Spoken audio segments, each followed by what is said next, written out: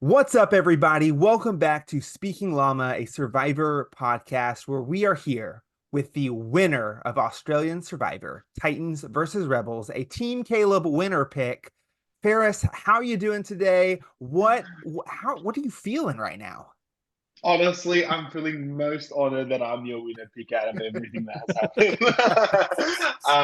Yeah, no, I'm feeling over the moon. I'm overwhelmed. I feel like I'm in a dream right now. I didn't get much sleep last night, so I'm still running on adrenaline, but yeah, couldn't be happier. Yeah, I bet. What like if you had to like kind of sum up the journey so far, like what word would you use? What phrase would you use? Like literally straight out of a Hollywood movie. Like Yeah. that's literally how I see it. The way the season went was just chef's kiss. I'm so happy with how it all went. With the cast members, each and every one of them are such amazing people. So I couldn't be happier with how this all turned out.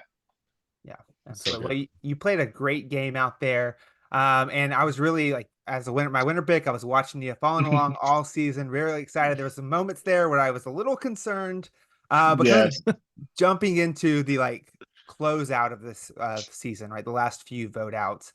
Just a couple kind of questions to get your insight on. yes. You talked about regretting taking Kirby out. What was your ultimate decision? Like, why did you take Kirby out, and why did you regret it later? Oh, yeah. It gets so complicated with this Yeah. decision, but to put it short, I wanted the best path for me to win, and having Kirby any longer was just too much of a risk for me. But the downside to that was I had to win, the next challenge and the challenge after that. So I had to back myself for that, and it was an incredibly hard decision.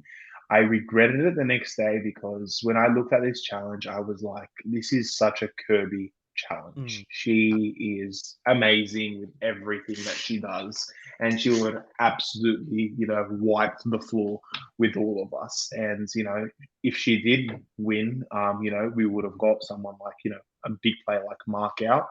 And maybe I could have taken her out, another time. But I just wasn't taking that risk. Who knows? She could have won every single other challenge. And I'm glad I did make that decision. Thankfully, after it all, I will say that that same night that I didn't play my idol for Kirby, I was bawling my eyes out. Like Mhm. she is such an amazing person, and yeah, no, I'm glad he went the way he did. Otherwise, I would be kicking myself, and I'm sure she'd be kicking me as well. Yeah, that's so good. And yeah, you guys had me tearing up at the final tribal council too, when you're hugging and she's telling you how proud she is. I mean, it just felt like the Yeah, culmination of the whole season. So cool to see that. definitely. Another thing, and you brought it up at final tribal council, and it was kind of a big move this week too, was the fake idol um with Raymond. And so you took credit for that move. So I'd love to hear what was the inspiration behind it. At what point did you realize, oh, we can keep Raymond safe with this fake idol? Yeah, I love this question. So when I first found my idol, I think it was on like day 13 or something ridiculous like that. Uh, when I had the parchment and I had everything that came with the idol, I actually hid that underneath a rock that day. And I said, one day I'm going to use this. I don't know how I'm going to use this, but I'm going to use it. And thank God we came back to Rebels Beach after merge. Otherwise, I'd be totally screwed. And then on that day, I was like, I need to make sure Ray's safe as well. I know I'm safe. I need to 100% make sure Ray's safe because this is a season of taking out, the right hand man. And I wanted Ray next to me at the end. And then light bulb moment, I still remember putting the parchment underneath the rock. And I ran, I got it, and I said, Ray, you're safe. Just go find this bloody idol in front of someone so we can make sure you're safe. And it worked out perfectly. So thank God it did. Amazing. Yeah, it was a great move. And as you said, sometimes the luck's just with you on Survivor, going back to Yeah. Rebels Beach for the merge. You talked about Raymond, one of the closest relationships of the season, and we get down to that final four vote. Any ever like chance you would have voted for Raymond there to just like make sure it wasn't a fire making or No, yeah.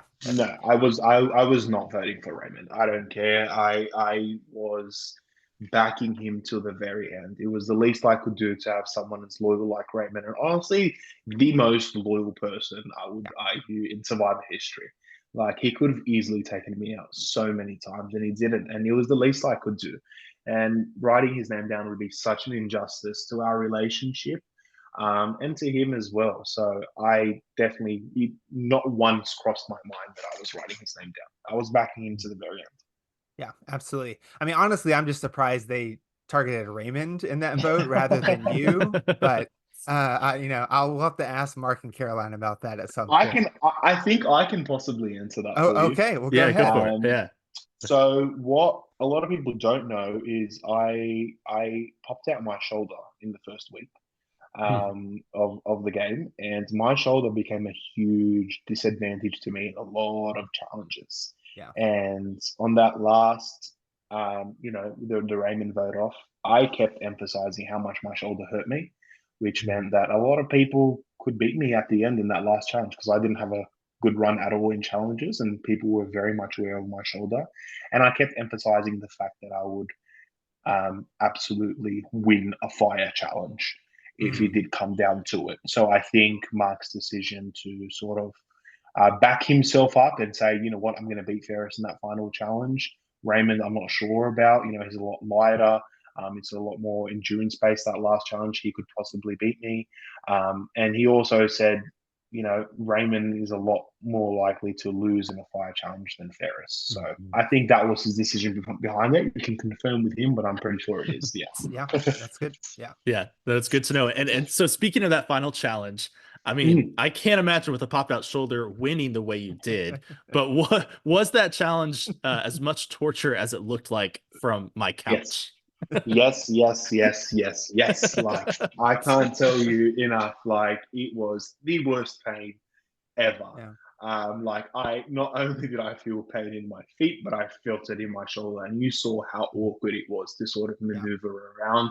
I was like 1 inch away of like popping it out again, and I could not have that. So I was focusing on so many different pains in my body, and it was. I think I couldn't walk properly for about a week after that. I was limping with my feet. So yeah, no, it was definitely painful. It definitely was. Yeah. Well, and so you're in this badass challenge. You've got the fire. Did you know you were going to win? Like, was there a point where you thought I'm winning this, or were you pretty close to dropping off when Carolyn did? No, I wasn't close to dropping off. I think I could have gone a bit longer, but the second I started seeing Mark struggle for the first time, I was like, holy crap, I could actually win this. And then completely discounting Caroline, which is honestly my downfall. And I looked over to Caroline, and Caroline looked like she could fall asleep on that thing, which was so impressive. But funnily enough, the second it went to that last peg, I think a lot of it came from arm strength. Because you had to lift yourself up a bit more because you just weren't standing on that with your full body weight. And I think that's what it came down to. And she actually was going to pull out once, and then she was like, no, actually, I'm fine. And she went for another 30 minutes, the beast of a woman.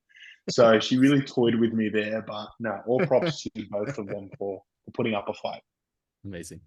Yeah, I mean, you won the challenge. You talked about how it just fell short time and time again, but you won the challenge that mattered. You're going into final tribal council. What's going through your mind? What's your mindset? What were you expecting to receive a positive reaction from the jury, or it seemed kind of cold based on the edit that we saw? Yeah, the jury went hard. They definitely went hard on both Caroline and I didn't expect it to be that hard. I really didn't. But look, I wouldn't have it any other way. They made us put up a fight, and it would make the win that much sweeter. It wouldn't be as satisfying if it was just, handed to me in a way. So I'm so happy that they got all of it off their chest, and I was able to answer, a lot of the questions as best as I could. Yeah, Mhm. absolutely. I think one thing that I was surprised about was that it was a complete sweep. Just from, Carolina had some good Yeah, relationships. of course, of Uh, course. how do you think you were able to kind of like flip some of the people that were really close to Caroline throughout the game? I think so.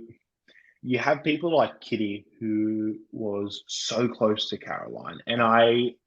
I wasn't quite sure if my moves were enough for her to sway her.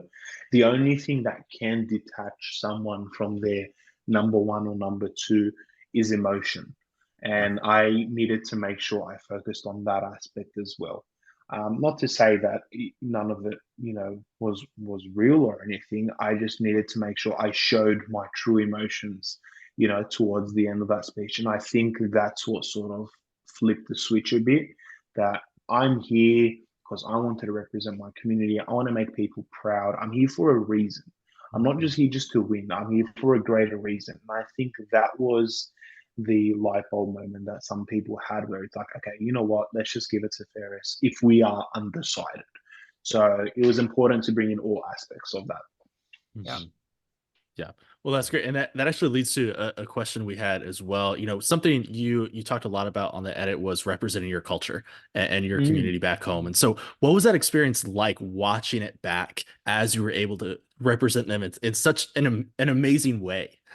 Yeah, like look, although I am so proud of myself for winning the season, I am most proud of how I represented myself Mm. on air.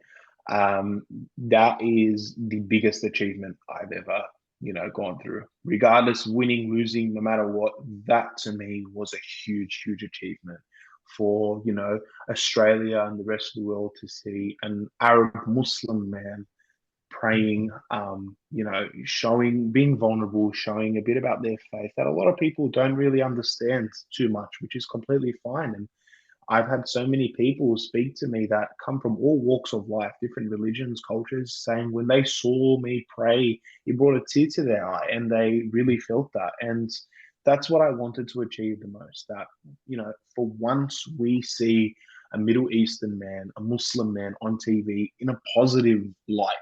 And Mhm. that's what I wanted to achieve. And thankfully, I've achieved it. Yeah. Mhm. Yeah, I'd say mission accomplished. Reiterate with Alex that it was really great watching your story, watching how the motivation was just beyond the game, right? So obviously, I'm Yeah, of sure course. having the half mil is a bonus, but Definitely. uh, but being able to represent yourself well and represent your communities is even better. But Thank you. shift, Thank you so yeah, much. absolutely. Shifting gears just a little bit. Yeah. One of the reasons I picked you as my winner pick was one of your first quotes that we see is that you're gonna finish what George started, right? Which like mission accomplished for that as well. But how did George inspire some of your gameplay? And were there any other former players that you really like looked at as I want to play like them? Yeah. Look, George is such a strategic player, and he is one of, if not the greatest to ever play. Um, Seeing his strategy, I didn't go in with the mindset that I wanted to play like George. Yeah. That wasn't the case. I knew I was so different to George, and I'm sure everyone can see how different we are in our own ways. What I did like about George was his ability to align with the right people. He was so good at finding the right person and having their undying loyalty. And that's what I wanted in the game. I wanted people to trust me, for me to trust them undoubtedly. And I found that in Raymond. I found that in Garrick. I found that in Eileen. Although Eileen was going to turn on me eventually, I knew that, I was aligning with the right people. I wouldn't have it any other way. I didn't want to come in the game like with my height and how I look. People automatically judge, oh, this guy's going to be one of the alpha boys, or it's going to be with the bro squad. I didn't want to be seen as that, and that's what I took from George. That George Mhm. aligned with the right people, maybe the quieter ones, and it worked for him, and thankfully it worked for me as well. Mhm. Yeah. Well, and one thing too, Caleb brings this up all the time as his winner pick that you were the most loyal player this season, which was so cool. I think so. So good. Yeah, just the amount of relationships you had, the social game you had was just outstanding. So fun to watch you play this season.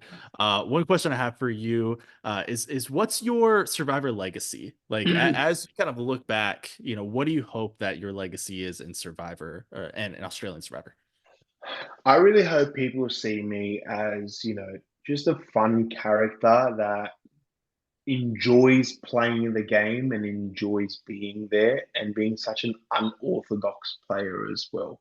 To not be afraid to make very obscure moves. I've made so many moves in this season that people have asked, why the hell is Ferris doing this and why is it working for him?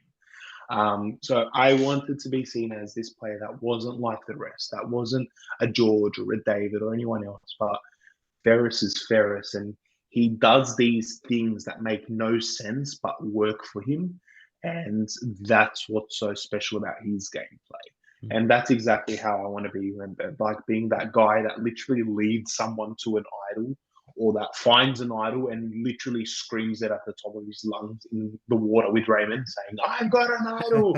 Like, people don't do that on Survivor. That's not the gameplay, but it worked for me. And it helped me, hold the idol for over 31 days. So super proud of that. Yeah, absolutely. I think at the very least, right, people are going to be able to watch this season and see how much fun, at least from our couches, it seemed like you were having out there. And so, yeah, I would just appreciate you chatting with us a little bit, Ferris. And we hope that you have all the opportunity to bask in your glory as the winner. Hopefully, maybe one day we'll see you back out there on the island. I hope so. I hope so as well. Thank you so much for your time, guys. It's been an absolute honor. And thank you again. Congratulations, Caleb, on your winner pick. So sorry, Ali. Maybe next season you can have a bit more faith in me. Deal. But thank you so much for your time, guys. I really appreciate it. Of course. Congrats, man. Thanks, guys. Bye.